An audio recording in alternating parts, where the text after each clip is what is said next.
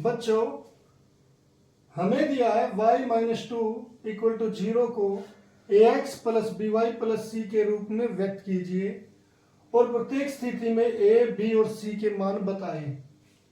बच्चों यहां पर जो हमें मिली है ax plus B Y plus c equal to 0, इसमें दो खास बातें हैं। पहली है कि ये सभी चीजें लेफ्ट हैंड साइड है और ये राइट हैंड साइड में है। और दूसरा बच्चों यहाँ पर पहले x फिर y और फिर यहाँ पर कोई भी संख्या यानी कि ऐसे मिलेगी, करनी पड़ेगी हमें x y और फिर कांस्टेंट चीज यानी कि कोई भी संख्या जो होगी वो उधर लिखनी पड़ेगी।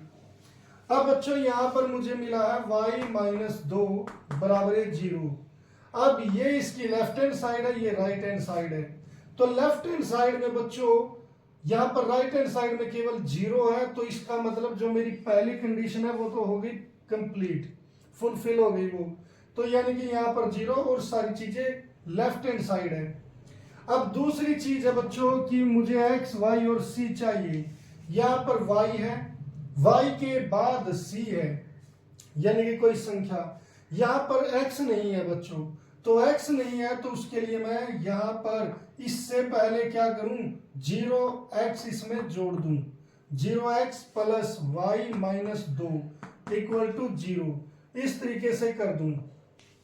अब बच्चों ये हो गया समीकरण 1। ये क्या हो गया, समीकरण 1 हो गया। अब बच्चों समीकरण 1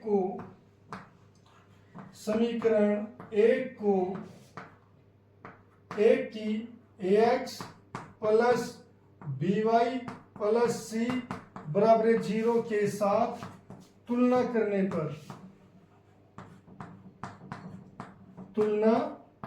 पर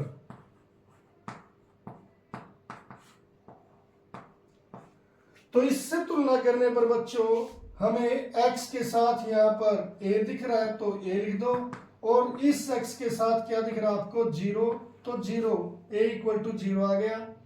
यहां पर y के साथ क्या दिखता है बच्चों, y के साथ दिख रहा है b, और इस y के साथ क्या दिख रहा है, इसके साथ केवल प्लस दिख रहा है। प्लस का मतलब होगा बच्चों यहाँ पर +1।